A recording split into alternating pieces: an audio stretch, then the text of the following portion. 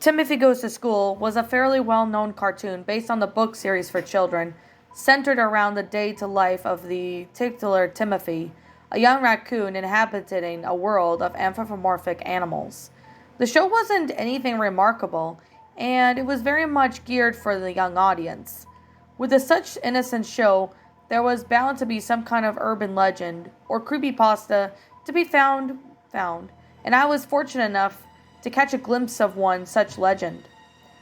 What I witnessed was a story called Timothy's Bad Week and was provided by YouTube. Like many things on the internet these days, I assumed it was a fan-made creepypasta or trolling attempt. Either way, I decided to allow my morbid curiosity get the better of me and sat back to watch the horrors of some crazy guy on the internet had inserted into one of my childhood shows. I fully expected a YouTube poop style run crammed with creepy cliches, and sure enough, the video played in black and white with a poor image quality that made the characters seem like they were constantly shifting. Someone had edited the eyes so they were white voids, but I noticed that the left of the theme song tune and opening sequence was otherwise untouched. Following the intro, the video cuts to the black with the text read Monday, before opening to an empty street with Timothy dressed for school. Waiting at the bus stop, animation as bad as ever, all done in black and white with those edited eyes. I rolled my eyes a bit at this. It seems like everyone who ever wrote this lost episode had something to do with the eyes. Regardless, I watched as the bus pulled over and Timothy got on. All of the other characters were on the bus but seemed different. Yoko the cat seems angry. The two Franks, both bulldogs, were fighting each other and no one seemed to bother despite their brawl being quite physical. Next to the fighting Franks sat Doris the beaver, always depicted as a bit of a tomboy. She was much larger than usual, to the point of looking morbidly obese, and kept crying as Fritz the badger and Claude the raccoon taunted her repeatedly from a nearby seat. Timothy went to sit by a window, glanced over at Nora the mouse, who was holding hands with Charles, another mouse. The pair was sitting out in front of themselves, as if trying to block off the rest of the world. Finally, at the back of the bus, Lily the fox was having only one shoe and looked rather upset. One of her arms seemed to be having noticeable bruises. The next scene then suddenly translated to black, and then the text read Tuesday. To my surprise, when the text faded, the scene once again showed Timothy waiting for the bus. This time his clothing seemed dirty and torn. As the bus pulled up, he climbed on board. Yoko the cat seemed to be angrier than before, and the two Franks were covered in cuts and bruises as they kept looking at one another from either side of the bus, as if ready to fight at any moment. Doris was cowering in her seat as Fritz and Claude took out pedaling with her spitballs. No one seemed to be noticing or caring. Timothy once again sat by the window and glanced over at Nora and Charles. The two mice were now huddled together as if frightened, still staring at themselves, ears pinned back. At the very back of the bus, Lily was now completely barefoot, and her bruised arm was now visibly scarred, and a small cut was also visible on her right ear. The scene once again went to black, and the text read Wednesday. By this point, I was getting a little bored of the repetitive cuts, but yet my curiosity demanded I continued now regardless. The scene once again showed Timothy waiting for the bus, but this time his clothing was very dirty and torn. His fur also began to look unkempt as the bus pulled up and he climbed on board.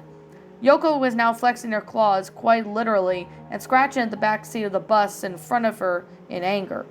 The two Franks were still covered in cuts and bruises, though one of them seemed to now sported a cast on their arm, as the other glared at them with pure hate at the other sibling. Doris was sobbing and begging Fritz and Claude to leave her alone as they taunted her, tossing donuts at her as they smuggled onto the school bus in a small box. Timothy, per usual, sat by the window and glanced over at Nora and Charles, only this time Nora was by herself, looking very unwell as she continually looked at the empty space. Charles had only been a day later. At the very back of the bus, Lily was still barefoot, but her feet was now covered in mud, and her fur unkempt as her dress was all torn. Her scarred up arm now laying limp, as one of her ears now had a large chunk missing. The next scene went to black once more, and it read Thursday. I love to admit at this point it was still unnerving. Whoever made this YouTube prank sure did have a lot of time to waste. But then again, I guess it was no better than I continued to watch. The next scene faded to reveal Timothy, waiting for the bus yet again. This time his clothing was practically falling off of him, and his fur looked like it was extremely dirty and unkept. Once again the bus pulled over and Timothy climbed on. Yoko was nowhere to be seen. The two Franks were now down to one, who was covered in head to toe with vicious-looking scars and trembled uncontrollably, muttering to himself. Doris, chaotic as Fritz and Claude, sat quietly, looking away from her, seeming to lower their heads, now in this great state of shame. Timothy, as always did, sat by the window and glanced over at the empty chair Nora had occupied the other day. When he noticed that she was gone, Timothy turned to Fritz and Claude for the first time. The pair once again lowered their heads, as if to avoid the stare. At the very back of the bus, Lily was now covered from head to toe in mud, cuts, and bruises. Her clothing was shredded and her right ear was now bandaged, and she had been taken to a rockin' back and forth, saying Kookaburra sits in the old gum tree. This was when things started to get strange, even by Creepypasta standards. The Kookaburra Sits in the Old Gum Tree song continued to play over and over as the scene turned to black and white with the text read Friday. The song that played on the loop with the now familiar sight of Timothy waiting for the bus appeared. However, was now in crutches and hobbled onto the bus with a look of anger. The bus was completely empty, save for Fritz and Claude, the pair now sitting on each other's side of the bus and shaking uncontrollably. As Timothy stopped and looked at them before, he headed to the usual window.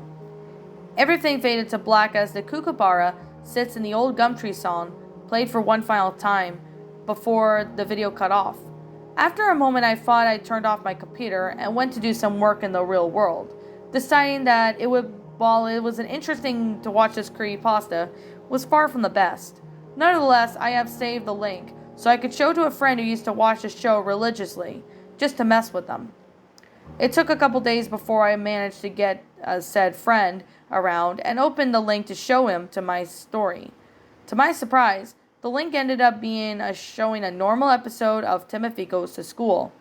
My good friend had a good laugh at my expense, as I desperately tried to convince them I wasn't crazy. To this day, I have yet to fully understand where the real link went, and a part of me truly wonders if I had dreamed it all up. Whatever the case of the story of Timothy's bad week soon went from a pasta I had hoped to forget to a cheap joke to a friend onto a years-long obsession. Maybe someday someone will find it again. Until then, happy hunting.